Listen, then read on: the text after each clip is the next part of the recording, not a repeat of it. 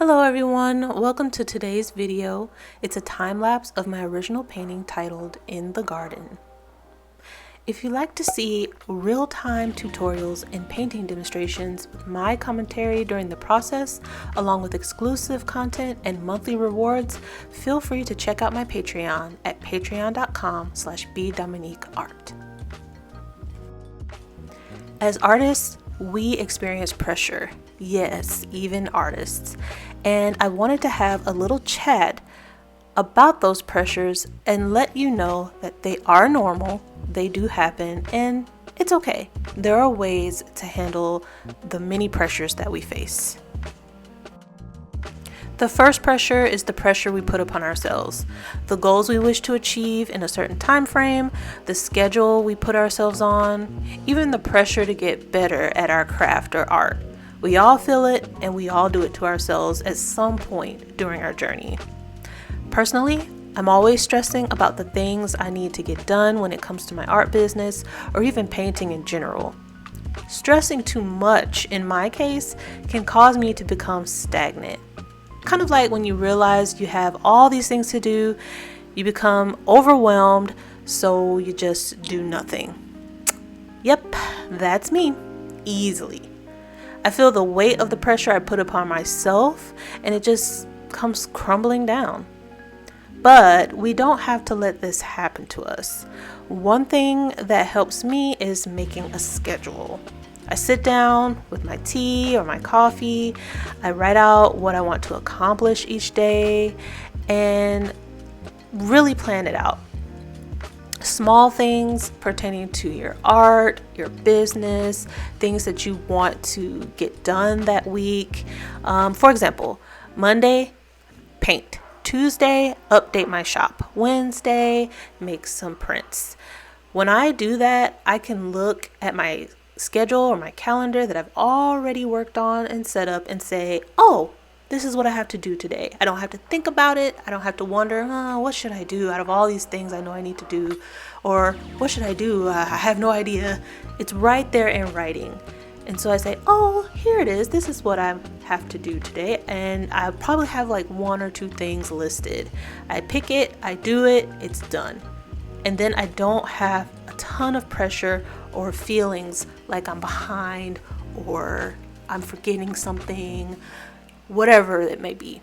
That pressure becomes less because now I have completed at least something. Of course, you do want to take the time to actually write in your calendar. So make it a pleasant thing.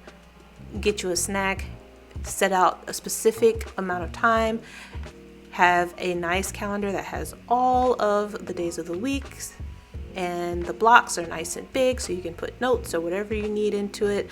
One of the things I like to use is a bullet journal, and that way I can decorate my journal and customize it however way I want to. I was saying journal, but I mean calendar. I can make my calendar however I want within my bullet journal, and I can do themes and different things for each month. And so it makes it appealing. It makes me want to open up my bullet journal and actually write in it and fill it in. And I find that it's so pleasing and I enjoy looking at what I have to do for the week. Who does that? Who looks at what they have to do and are excited about it? But that is the idea. Make it enjoyable. And so that is one tip for stressing and the pressures that we put upon ourselves.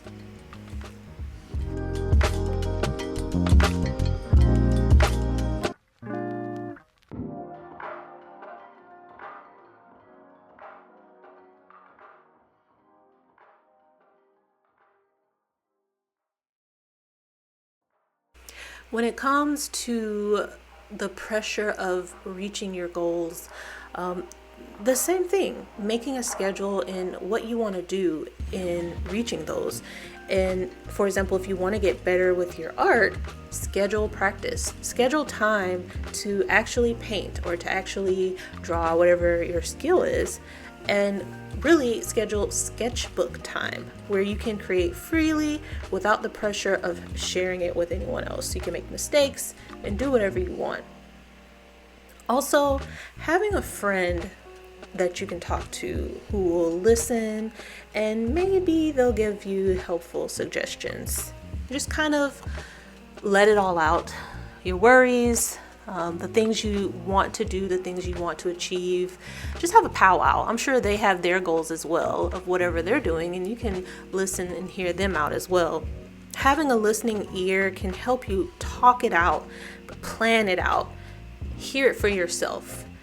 And perhaps whoever you confide in can help you if you're being a little unrealistic, because that's a problem too, especially with me. Sometimes I put this weight upon myself and it really is unrealistic. That's why it's so heavy.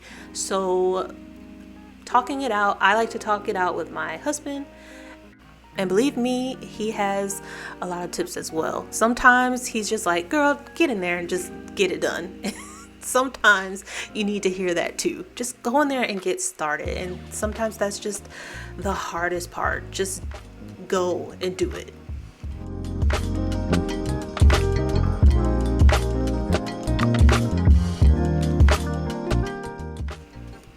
The last pressure is an outside pressure from well-meaning people in your life.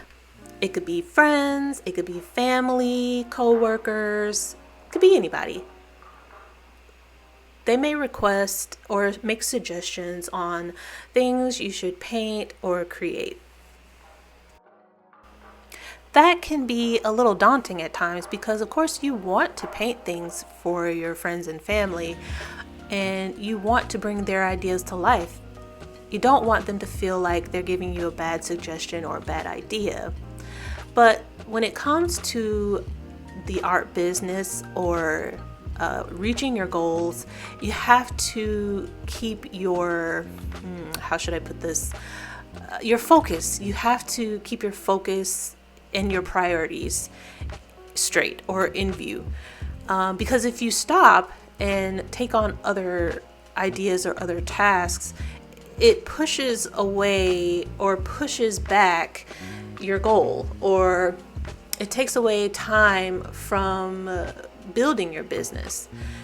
And so when it comes to certain requests or suggestions, you have to pick your battle, honestly, and you have to pick and choose what would actually work for your art, for your time, and for your business.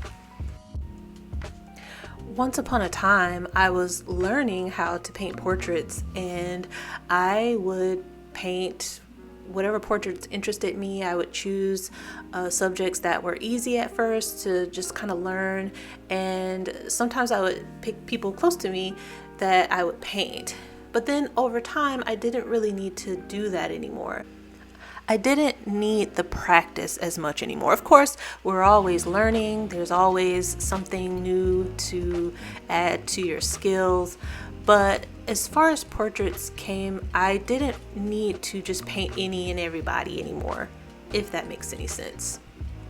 So it got to the point where I need to pick and choose what I paint, especially because portraits take a long time to paint. They're not just a sit down in one session and get done kind of thing, especially for me.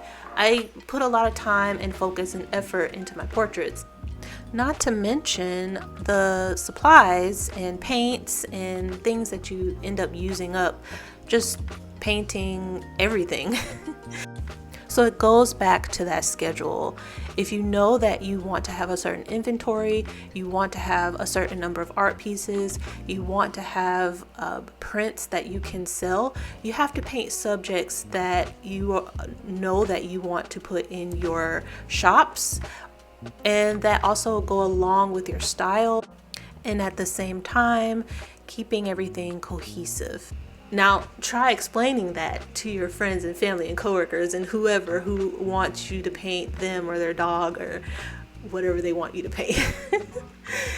Of course, paint whatever you want, but we also have to buy out the time or plan for these things in order to keep up with our previously aforementioned schedule.